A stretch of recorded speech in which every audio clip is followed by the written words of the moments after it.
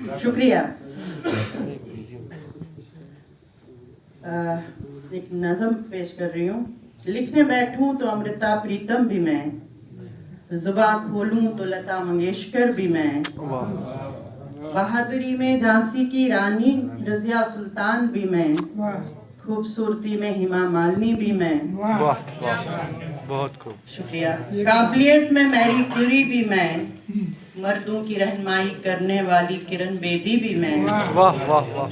उड़ूं तो कल्पना चावला सुनीता विलियम भी मैं, दौड़ूं तो पीटी उषा भी मैं, दानाई और सब्र में लल्ला अरफा भी मैं, खेलूं तो सानिया मिर्जा साइना नेहवाल भी मैं, बर्फ की चोटी सर करने वाली पिछिंद्री पाल भी मैं, शायरी में हवा खातून महादेवी वर्मा भी मैं, बुलबुले हिंद सरोजनी नायडू भी मैं, सियासत में इंदिरा गांधी बेनजीर भी मैं, शेर की सवारी करने वाली वैष्णो देवी भी मैं, पार्वती लक्ष्मी सरस्वती दुर्गा भी मैं, दहशतगर्दी का सामना करने वाली मलाला यूसुफ भी मैं, फिर भी तुझे गुमान है कि कुछ नहीं हूँ मैं, फिर भी तुझे गुमान कि कुछ नहीं हूँ मैं, जा मैं नहीं तो तू कुछ भी नहीं, तेरा वजूद मुझसे मुझ में और मुझ ही तक है, मैं चाहूँ तो तू है, ना चाहूँ तो तू कुछ भी नहीं, तेरे बगैर देखे हैं पैदा होते पर मेरे बगैर तो पैदा करके दिखा। शुक्रिया। अब छोटी सी एक और नज़म। वक्त। मैं 21वीं सदी की जुलेखा, क्या तुम खुद को बचा पाओगे या रावण की तरह फिर किसी सीता को धोखे से फंसाओगे, या लक्ष्मण की तरह मेरा नाक काट दोगे, या राम की तरह मेरी अग्नि परीक्षा लोगे, या इब्राहिम की तरह मुझे अपनी औलाद के साथ सहरा में छोड़ आओगे, या कृष्ण जी की तरह सिर्फ मेरे साथ रास रचाओगे, या शाहजहां की तरह मेरे मरने के बाद मेरा ताजमहल बनाओगे, या बाबा आदम की तरह ही अम्मा हवा का साथ दोगे, अपनी जन्नत छोड़ आओगे, जहां से सफर शुरू किया था वैसे ही मेरे साथ रहोगे। तुम अगर यूसुफ हो तो अपने कुर्ते का जायजा भी लो, मुझ पर तहमत लगाने के लिए पूरा मुआशरा ही काफी है।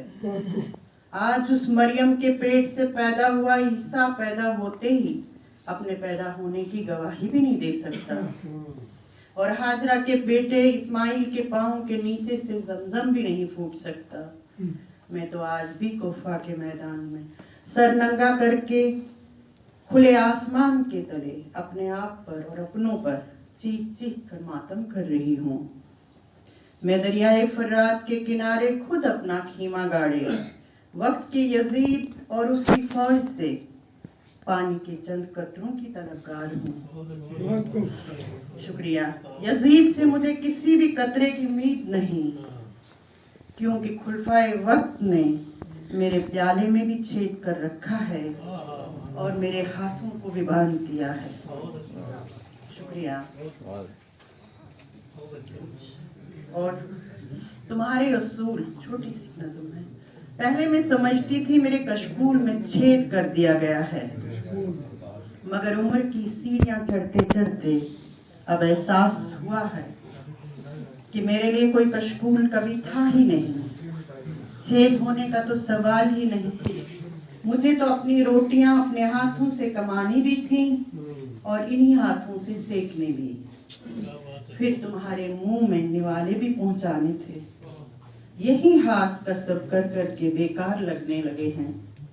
मेरे हिस्से की रोटियां खाकर भी आज मेरे बच्चे कहते हैं माँ बोलती है, माँ सुनती है और माँ सोचती भी है।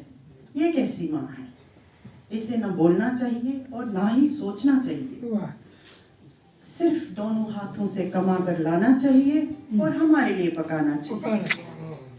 बोलना हमारी मीरास है, सुनना उसका फर्ज। माँ अपना फर्ज भूल गई है। शुक्रिया।